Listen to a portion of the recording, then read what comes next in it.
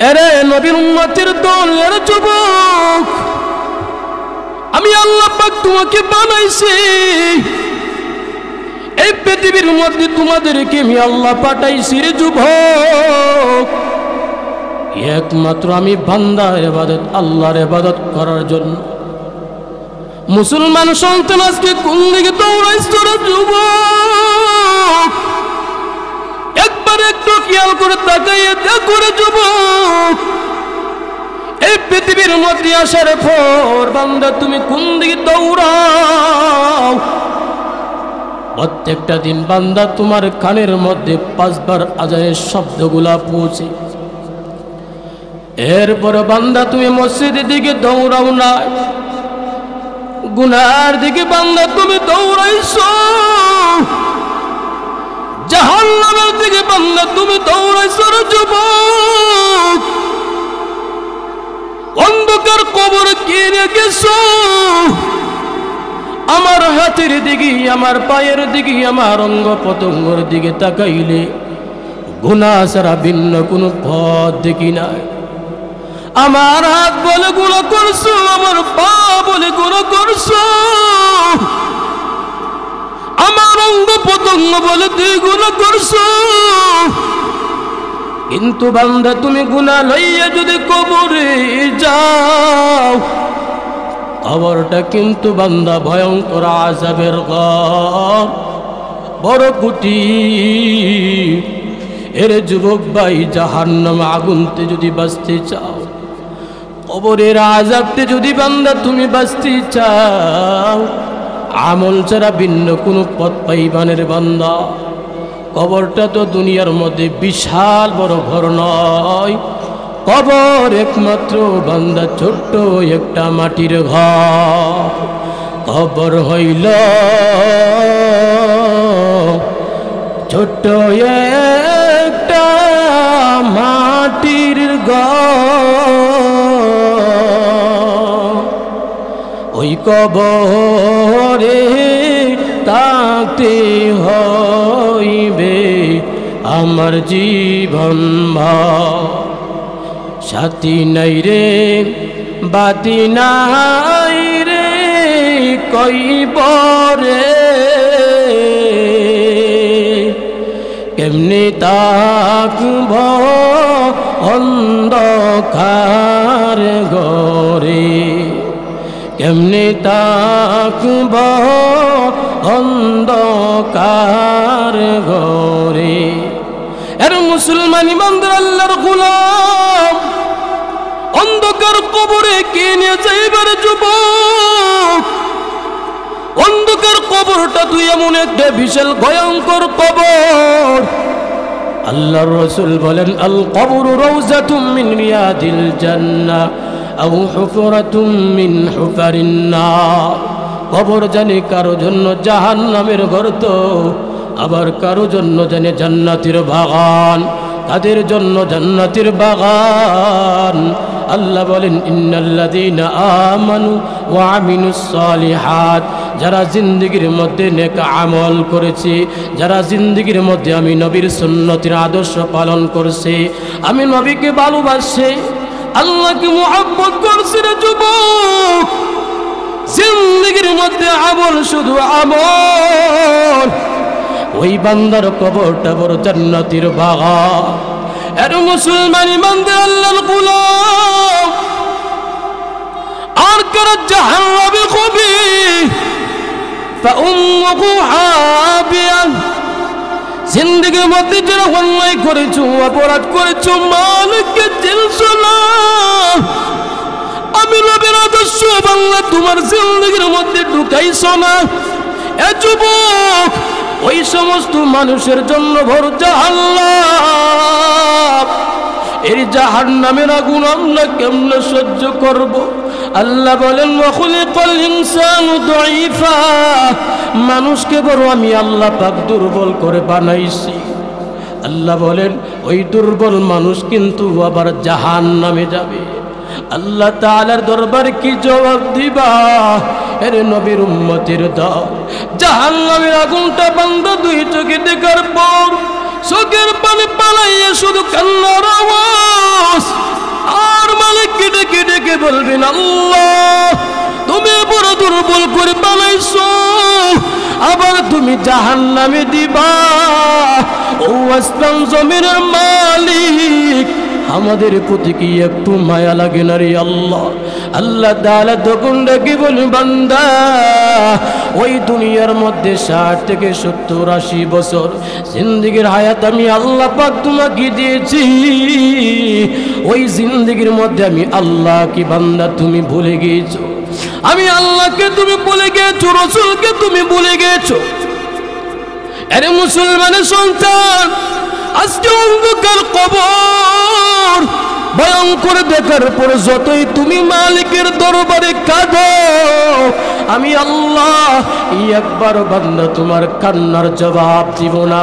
এর নবীর উম্মতের দল ওই দুনিয়ার মধ্যে যদি একবার যদি মাওলা বলি একবার ডাক দিতে পারি, আল্লাহ তাআলাকে যদি মালিক বলি একবার ডাক দেও, আল্লাহ তাআলা তো করলে কে বলে বান্দা দুনিয়ার মধ্যে একবার ডাক দিবা, আমি আল্লাহ তোমার একটা ডাকে 70 বার জবাব দিব। সুবহানাল্লাহ। এর মুসলমান বান্দার আল্লাহর গোলাম, কখন তোমার সামনে মালাকুল আজরাইল হাজির কেউ জানে না রে যুবক। আজকে যে তুমি গুনার দিকে দৌড়াইছো, প্রত্যেকটা দিন যুবক মৃত্যুর এলান দুই কালে বাজতেছে, কখন জানে গাড়ির তুলে অ্যাক্সিডেন্ট করিয়া দুনিয়ার থেকে বিদায় হয়ে গেছে, কখন জানে পানির মধ্যে ডুবে মারা গেছে। আরে মুসলমান ইমানদার আল্লাহর গোলাম, এখন বঙ্গত যুবক নবীর সুন্নতের আদর্শটা বান্দা গলার মধ্যে লাগাইতে পারলা না, অন্ধকার কবর মধ্যে গিলে যাইবা, গভীর রাত বালিশের সঙ্গে মাথা লাগাইয়া একটু চিন্তা করো আর ডেকে ডেকে বলেন কি উপায় হবে আমার জীবনে, কি উপায় যে হবে আমার মরণে, সাথী নাই রে বাতি নাই রে কহিব রে,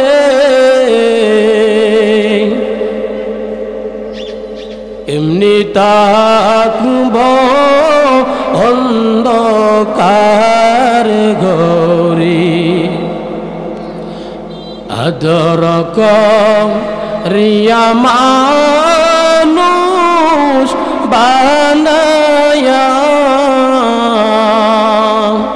কেমনে দিবা জাহান্নামে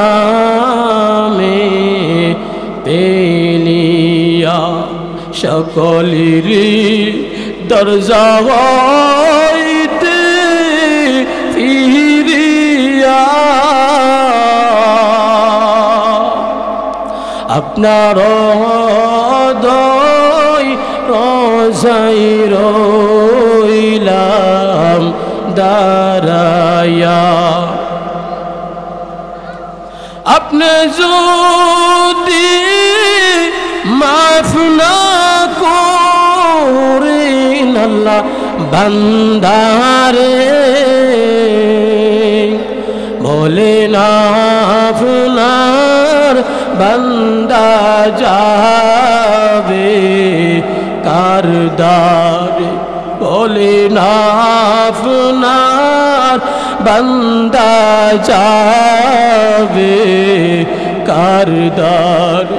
আরে আসমান জমিনের মালিক, আমাদেরকে যদি গুনাহগার বলি আপনার দরবার থেকে তাড়াইয়া দে, আমাদের তো আর কোনো জায়গা নাই, মেহেরবানি করে আমাদেরকে মাওলা তুমি মাফ করিয়া দাও।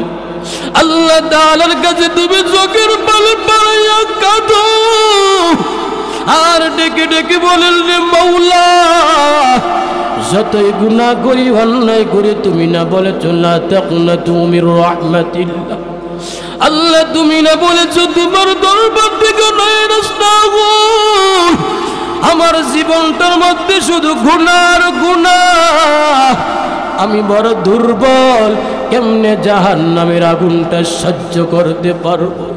আল্লাহ তাআলার কাছে যদি কোনো বান্দা চোখের পানি বাড়াইয়া কাঁদো, আসমান জমিনের মালিক তখন ডেকে ডেকে বলে, বান্দা তুই আর কাঁদবি না, আমি আল্লাহ হইলাম রহমান, আমি আল্লাহ হইলাম রহিম। এরে বান্দা কাঁদতে দেরি হয়, আসমান জমিনের মালিক তোমার জিন্দেগির গুনাহ মাফ করতে একটা মুহূর্ত দেরি করে না। সুবহানাল্লাহ। এর মুসলমান ইমানদার আল্লাহর গোলাম, কখন তোমার সামনে মালাকুল মউত আজরাইল আছে কেউ জানে না, কেউ জানে না রে যুবক। জিন্দেগির মধ্যে যদি আমল নামার দৌলতটা যদি বান্দা তোমার ভালো হয়, ঈমানওয়ালার কাছে যখন মালাকুল মউত আজরাইল হাজির হয়ে দাঁড়ায়, এত সুন্দর করে জানটা বান্দা আল্লাহ তাআলা বের করবে। ঘুমের ঘরে যখন বান্দা তুমি স্বপ্নে দেখো, কত কিছু বান্দা তুমি স্বপ্নে দেখো, ঈমানওয়ালার রূহটা এমনি ভাবে স্বপ্ন যোগে বের হয়ে যাবে, কষ্ট কোনোদিন সহ্য হবে না। বান্দা কোনোদিন কষ্ট, মৃত্যু কষ্ট কোনোদিন টের পাইবে না। আর যেই বান্দা জিন্দেগির মধ্যে শুধু গুনাহ আর গুনাহ, ওই সমস্ত মানুষের কাছে মালাকুল মউত আজরাইল এমন ভয়ঙ্কর অবস্থায় বান্দা তোমার সামনে হাজির হয়ে দাঁড়াইয়া যাবে। বান্দা যখন আজরাইলকে দেখার পর চোখের পানি টপ টপ করে পড়বে, আর মালিককে বলবেন, আল্লাহ আজরাইলকে দেখার পর আমার বড় ভয় লাগছে রে আল্লাহ, এই একটা মিনিট আর দুইটা দিন আমাকে সময় দেন না রে আল্লাহ, আমি তো জাহান্নামের আযাবের মালিক। মালাকুল মউত এই মুহূর্তে যদি আমার জানটা কবজ করে নিয়ে যায়, আমি বড় দুর্বল, আমি বেঈমান অবস্থায় মারা গেলে আমার কবরটা বড় কঠিন আযাবের ঘর হয়ে যাবে। এর মুসলমান ইমানদার আল্লাহর গোলাম, মৃত্যু কত ভয়ঙ্কর, মৃত্যুর থেকে ভয়ঙ্কর ভিন্ন কোনো পথ নাই রে যুবক। আল্লাহ তাআলার কাছে বান্দা তুমি দুইটা হাত বাড়াইয়া তওবা করতে থাকো, চোখের পানি পালাইতে থাকবা, আর ডেকে ডেকে বলবেন, আল্লাহ তুমি রাগান্বিত হইয়া আমাদেরকে জাহান্নামের অঙ্গ বানাইয়া, জাহান্নামের লাকড়ি বানাইয়া আল্লাহর মালিক। এর নবীর উম্মতের দল যদি আজকে ঈমানওয়ালা না হইতে পারি, আল্লাহর রাসূলকে যদি আমরা যদি ভালো না বাসতে পারি, তাহলে কিন্তু আসর ময়দানটা কিন্তু ভয়ঙ্কর আযাবের ঘর হবে। জমিনের মধ্যে সিজদা দিয়ে শুধু রব্বি হাবলি উম্মতি, রব্বি হাবলি উম্মতি, ও আল্লাহ আমার উম্মতদেরকে বাঁচাও, আমার একটা উম্মতকে যতক্ষণ পর্যন্ত জাহান্নাম থেকে মুক্তি না দিবেন ততক্ষণ পর্যন্ত আমি বিশ্ব নবী জমিন থেকে মাথা উঠাইব না। আল্লাহর নবী যখন সিজদায় অবস্থায় কান্না শুরু করে দিবে, তখন আসমান জমিনের মালিক ডেকে বলেন, নিষ্পাপ, আরে আল্লাহর নবী জমিন থেকে মাথা উঠান, আজকে আসর ময়দান আমি কাল্লা দেখতে চাই না। দুনিয়ার মধ্যে মা গাড়া বাবা গাড়া হয়ে বড় কান্না করছিল, আজকে আসর ময়দানে আনন্দর দিন, আজকে আমি আল্লাহ আপনার কান্না দেখতে চাই না। আল্লাহ তাআলা তখন ডেকে বলবেন, পয়গম্বর আপনার উম্মতদেরকে পারমিশন আমি আল্লাহ পাক আপনাকে দিয়েছি, কিন্তু সর্বপ্রথম হইল পয়গম্বর, আগো আমার নবী আপনার উম্মতের জিন্দেগীর আমলনামা একটা কাগজের মধ্যে লিপিবদ্ধ হয়ে গেছে, ওই আমলটা একটু পড়ে দেখেন আপনার উম্মতের কি হাল। আল্লাহর নবী যখন কাগজের টুকরাটা হাতে লইয়া দেখবে, কাগজের টুকরার দিকে তাকাইয়া চোখের পানি পালাইয়া শুধু কান্নার আওয়াজ, আর ডেকে ডেকে বলেন, বান্দা ওই কাগজের টুকরার মধ্যে কি অবস্থা? আরে বান্দা, তোমার ফজর নামাজ কোথায়? কাগজের মধ্যে লেখা নাই। জোহর নামাজ তোমার কোথায়? আসর নামাজ, মাগরিবের নামাজ, এশার নামাজ। এরে বান্দা, তোমার কাগজের টুকরার মধ্যে নামাজ বলতে কোনো কিছু নাই। আল্লাহর নবী তখন চোখের পানি পালাইয়া কান্না শুরু করে দিবে, রে মালিক, আমার বান্দার কাগজে আমল কোনো বলতে কোনো কিছু নাই। ও আল্লাহ, উম্মতদেরকে কি অবস্থা হবে? আল্লাহর নবী তখন ডেকে ডেকে বলবেন, আল্লাহ আমার উম্মতদেরকে বাঁচাও, আমার উম্মতদেরকে বাঁচাও। আল্লাহর নবী যখন চোখের পানি পালাইয়া এইভাবে কান্না শুরু করে দিবে, মাওলার অন্তর বড় জোশ মেরে যাবে। আল্লাহ তাআলা তখন ডেকে বলবেন, পয়গম্বর আর কাঁদবেন না, আমি আল্লাহ হইলাম রহমান, আমি আল্লাহ হইলাম রহিম। আল্লাহর নবী আল্লাহর কাছে সুপারিশ করতে দেরি হবে, উম্মতদেরকে জাহান্নামের আগুন থেকে মুক্তি দিয়ে আল্লাহর তুরি জান্নাতের মেহমান বানাইতে একটা মুহূর্ত দেরি করবে না। সুবহানাল্লাহ। এর নবীর উম্মতের দল, আল্লাহর নবী তোমার জন্য বড় পাগল, উম্মতের জন্য কত পাগল। আজকে উম্মত কইয়া তুমি নবীকে বলে গিয়েছো, মিলাদুন নবী পালন কইরা সিরাতুন নবী বান্দা তুমি ভুলে গেলা। এমন একজন সাহাবী তুমি ইতিহাসের পাতার মধ্যে দেখাইতে পারবা না যেই সাহাবী জিন্দেগীর মধ্যে কোনোদিন মিলাদুন নবী পালন করছে। 10 জুলহীদে মিলাদুন নবীর রাস্তাঘাটের মধ্যে মিছিল বের হয়েছে। আবু বকর করে নাই, উমর করে নাই, উসমান করে নাই, আলী করে নাই। চার মাযহাব ইমাম আজম আবু হানিফা, ইমাম আহমদ ইবনে হাম্বল, ইমাম মালিক পৃথিবীর মধ্যে কেউ করে নাই। এর মুসলমান সন্তান তুমি কোথায় পেয়েছো? সারা বছর তোমার কোনো খবর পাওয়া যায় না। 12 রবিউল মাস আসলে রাস্তাঘাটের মধ্যে মিছিলের কোনো অভাব পাওয়া যায় না। জোরে কোন ঠিক কিনা? আশিকের রাসূল কারা হইবের যুবক, আমার পয়গম্বর পৃথিবীর মধ্যে আগমন করার পর নবীজি সোমবার 12 রবিউল আউয়াল সোমবার দুনিয়ার মধ্যে আগমন করেছে। দিনটা ছিল সোমবার, তারিখের মধ্যে বড় পার্থক্য আছে। আমার আল্লাহর পয়গম্বর পৃথিবীর মধ্যে সোমবারকে উসিলা করে 2টা আমল করতেন, 2বার শুকরিয়া আদায় করতেন। আমার পয়গম্বর সোমবার দুনিয়ার মধ্যে আসার কারণে আল্লাহর কাছে তওবা করছেন। নবীজি সোমবারের দিন রোজা রাখছেন। শুকরিয়া আদায় করার পর নবীজি ঈদ মিলাদুন নবীর নামে রোজা রেখে পালন করেছেন। মুসলমান এর যুবক, সোমবারের দিন নবীজি শুকরিয়া আদায় করছে, এই জন্য আল্লাহর নবীর কাছে পবিত্র কালামুল্লাহ শরীফ নাজিল হয়েছে। এর মুসলমান যুবক ভাই খেয়াল করে শুনো রে যুবক, কিসের আশিকের রাসূল তুমি হইলা? সারা বছর তোমার মধ্যে নবীর সুন্নতের আদর্শ পাওয়া যায় না। 12 রবিউল আউয়াল আসলে বান্দা এত কেন টাটকা মস্কারি, এত কেন মিছিল? এটা আশিকের রাসূল নয়, এই আশিকের নামে ভণ্ডামি। জোরে কোন ঠিক কিনা?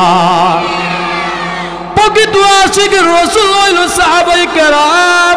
আমার পয়গম্বর পৃথিবীর মধ্যে আসার কারণে 1200 বছর প্রজ্বলিত আগুন আশ করে নিভে গেছে। জোরে কোন সুবহানাল্লাহ। আমি আল্লাহর নবী এত দামি, মিলাদুন নবী তো সবাই পালন করে। জোরে কোন ঠিক কিনা? আমরা তো নবীকে ভালোবাসি, মুহাব্বত করি, কিন্তু ঈদ মিলাদুন নবী নামে মিছিল দিয়ে আমরা মুহাব্বত করি না। আমরা নবীর আশিকের রাসূল রোজা রেখে নবী ঈদে মিলাদুন নবীর নামে আনন্দ উল্লাস করি। জোরা কোন ঠিক কিনা? আশিকুর রাসূল তারাই যারা 24 ঘন্টা নবীর সুন্নতের আদর্শ জিন্দেগির মধ্যে বাস্তবায়ন করেছে, নবীর সুন্নতের আদর্শটা গলার মধ্যে পড়েছে, তারাই পৃথিবীর মধ্যে সর্বপ্রথম আশিকের রাসূল। জোরা কোন ঠিক কিনা? আমরা যদি আশিকের রাসূল যদি হতে পারি, নবীর সুন্নতের আদর্শ যদি আমরা পালন করতে পারি, তাহলে আমার আপনার জন্য কবরটা হয়ে যাবে আসান, কবরটা হয়ে যাবে আলোকিত। আজকে জান্নাতের বাগানে যারা আমরা আসতে পেরেছি, আল্লাহ তাআলার কাছে একটি আবদার করতে হবে, আয় আল্লাহ আমাদের সকলকে মরণ পর্যন্ত নবীর আদর্শ নিয়ে আল্লাহর বিধান মেনে আমরা যেন চলতে পারি। সকলে বলেন আমিন। ইখলাসের নিয়তে আমল করতে হবে। ইখলাস যদি অন্তরের মধ্যে না থাকে, জিন্দেগির মধ্যে যতই আমল করি কোনোদিন কাজ আসবে না। আমরা সকলে ইখলাসের নিয়তে আমলের মাধ্যমে, তওবার মাধ্যমে দুইটা হাত আসমানের মালিকের দিকে তাকাইয়া ডাক দে বলেন, আল্লাহুম্মা আনতাস সালাম ওয়া মিনকাস সালাম তাবারাকতা আলাইকা জিল জালালি ওয়াল ইকরাম। আয় আল্লাহ, আমি সবার কত বই গুনাহগার, জীবনটা বড় গুনাহ করেছি, অন্যায় করেছি। আল্লাহ তুমি না রহমান, তুমি না রহিম, গুনাহগার বলিয়া তোমার দরবারতে তারাইয়া দিয়েন নারী আল্লাহ। আয় আল্লাহ, জিন্দেগির গুনার মধ্যে শর্মিন্দা হইয়া দুইটা হাত বাড়াইছি। আয় আল্লাহ, মেহেরবানি করে আমাদেরকে আপনি মাফ করিয়া দেন। আজকের মাহফিলকে আপনি কবুল করিয়া নেন। যারা পরিশ্রম করে, কষ্ট করে, মেধা দিয়ে, শ্রম দিয়ে, বুদ্ধি দিয়ে, টাকা দিয়ে, আল্লাহ সকলকে আপনি দ্বীনের মুজাহিদ বানাইয়া দেন রে মাওলা। আয় আল্লাহ, যারা দুইটা হাত বাড়াইছেন মালিক, জানি না করনা তোর মা নাই, করা তোর আব্বা নাই। আয় আল্লাহ, এলাকাবাসী, বন্ধু বান্ধব, পৃথিবীর মধ্যে অন্ধকার কবরে চলে গেছে মালিক, আমাদের সকলে আব্বা আম্মার কবরকে মাফ করিয়া দেন। আয় আল্লাহ, এই এলাকার মধ্যে যত মানুষ কবরে চলে গেছে মালিক, আপনার দরবারে দুইটা হাত বাড়াইছে, এই মাহফিলকে উসিলা করে তাদের কবর আযাবকে আপনি মাফ করিয়া দেন রে মাওলা। আয় আল্লাহ, আমাদের জিন্দেগি, বাকি জিন্দেগি আপনার হুকুম মতে নবীদের সুন্নতের ওয়ালা জিন্দেগি বানাইয়া দেন রে মাওলা। আয় আল্লাহ, যেদিন মৃত্যু দিবেন জুমার দিন, রমজান মাসে নামাজের শেষদায় মৃত্যু, গুনাহগার বলিয়া তুমি ডাক দিয়ে রে মাওলা। আয় আল্লাহ, যতই গুনাহ করি তারপরে তো তোমার বান্দা মোরা। আয় আল্লাহ, আমাদেরকে আপনি মাফ করিয়া দেন। গুনার কারণে আবার অন্তর নাপাক হয়ে গেছে, চক্ষু নাপাক হয়ে গেছে আল্লাহ, আমার হাত নাপাক হয়ে গেছে, আমার পা নাপাক হয়ে গেছে আল্লাহ। জাহান্নামের বয়ান, কবরের আযাবের বয়ানের কথা শুনলো দিলটা নরম হই না। আয় আল্লাহ, আমাদের সকলকে জান্নাতের ভয়, কবরের আযাবের ভয় অন্তরে ঢুকাইয়া দেও। আয় আল্লাহ, ফুলসিরাতের ভয় অন্তরে ঢুকাইয়া দাও। যুবক ভাইদের কি আল্লাহ আজিল মুসলমান সাহাবী ওয়ালা জিন্দেগি বানাইয়া দেন। মুরব্বী বাবাদেরকে সালমান ফারসি সাহাবী মতো বানাইয়া দেন। আমাদের মা বোনদেরকে আল্লাহ আদিদাতুল কুবরা মতো সাহাবী ওয়ালা জিন্দেগি বানাইয়া দেন। আয় আল্লাহ, এই এলাকার মধ্যে আপনার কোরআন দিয়ে, নূর দিয়ে ভরপুর করিয়া দেন। সকলকে আল্লাহ হিদায়াতের মাধ্যম বানাইয়া দেন রে মাওলা। রব্বির হামহুমা কামা রব্বায়ানি সগীরা। وصلى الله تعالى على خير خلق محمد وعلى آله وأصحابه أجمعين. واجعل آخرتنا كلمتنا عند سكرة الموت لا إله إلا الله محمد رسول الله.